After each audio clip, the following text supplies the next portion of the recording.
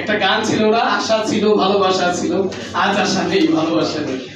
রাজধানী ঢাকা রিপোর্টার্স ইউনিটিতে উদযাপিত হল বাকশাপের তৃতীয় প্রতিষ্ঠাবার্ষিকী।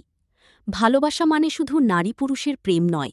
অনুষ্ঠানে গুরুত্বপূর্ণ দিকনির্দেশনামূলক বক্তব্য রাখলেন international human rights commission IHRC ট্রাস্টের দক্ষিণ এশিয়া কার্যনির্বাহী কমিটির চেয়ারম্যান জনাব আনন্দ মহল সরকার।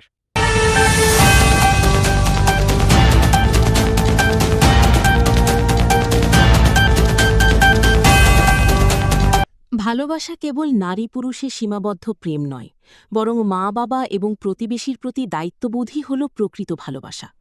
এমনই মন্তব্য করেছেন আন্তর্জাতিক মানবাধিকার কমিশন IHRC ট্রাস্টের দক্ষিণ এশিয়া কার্যনির্বাহী কমিটির চেয়ারম্যান জনাব আনন্দ মহল সরকার। ভালোবাসা ছিল একদিন মনে, একটা গান ছিল না, আশা ছিল ভালোবাসা ছিল, আজ আশা নেই ভালোবাসা নেই। আসলে এখন আশা আছে, ভালোবাসা কি আমার মাকে আমি ভালোবাসবো, আমার স্ত্রীকে আমি ভালোবাসবো, আমার ভাই বোনকে আমি ভালোবাসবো, আমার আত্মীয় স্বজনকে ভালোবাসবো, আমার পাড়া প্রতিবেশীকে আমি ভালোবাসবো। ভালোবাসা শুধু এই না একটা ছেলে আর মেয়ের মাঝে কোনো ঘটনা ঘটে যাওয়ার কিছু স্মৃতি, এটাই শুধু ভালোবাসা না। ভালোবাসাটা অনেক ধরনের। তার এই বক্তব্যে মিলনায়তনে উপস্থিত শত শত কবি ও সাহিত্যিকদের মাঝে তৈরি হয় নতুন অনুপ্রেরণা। সমাজের প্রতিটি স্তরে মানবিক মূল্যবোধ ছড়িয়ে দেওয়ার আহ্বান জানান তিনি।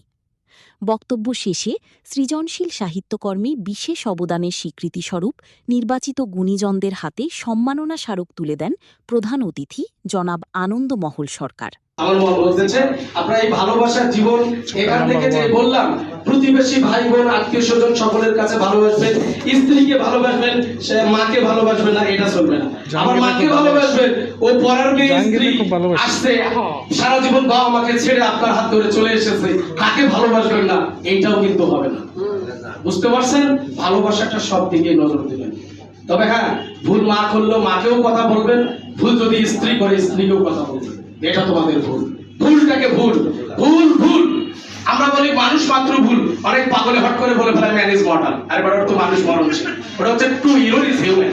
মানুষ মাত্র হচ্ছে একটা কবিতা আছে বলির উপরে, বলে বলে বলকে বলে বলেন দিশে হারা, ভুল নিয়ে অবশেষ বলেন দিশে হারা। ধন্যবাদ। জীবন হবে সারা। ধন্যবাদ আপনাকে। অনুষ্ঠানের শেষভাগে ছিল নতুন লেখকদের বইয়ের মোড়ক উন্মোচন। বাকশাপের পক্ষ থেকে ঘোষণা করা হয় আগামী দিনের নতুন সব কর্মসূচি।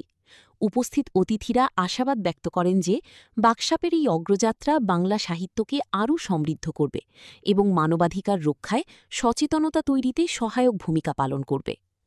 আপনারা তো আপনার এলাকায় দেখবেন যে আমরা অনেক ভদ্রলোক আছি না, এক স্ত্রী থাকতে বাদ দিয়ে আরেকটা বিয়ে করে ফেলি, কিংবা ওই স্ত্রী সন্তানকে দেখি না ওনাকে বাদ দিয়ে আরেকজনকে ভালো লাগে। গুণীজনদের এই সম্মাননা এবং প্রধান অতিথির মানবিক বার্তা সমাজকে আরও সুন্দর করে তুলুক, এই প্রত্যাশা আমাদের সবার। এই ছিল এখনকার মতো সর্বশেষ সংবাদ। আমাদের সাথে থাকার জন্য ধন্যবাদ।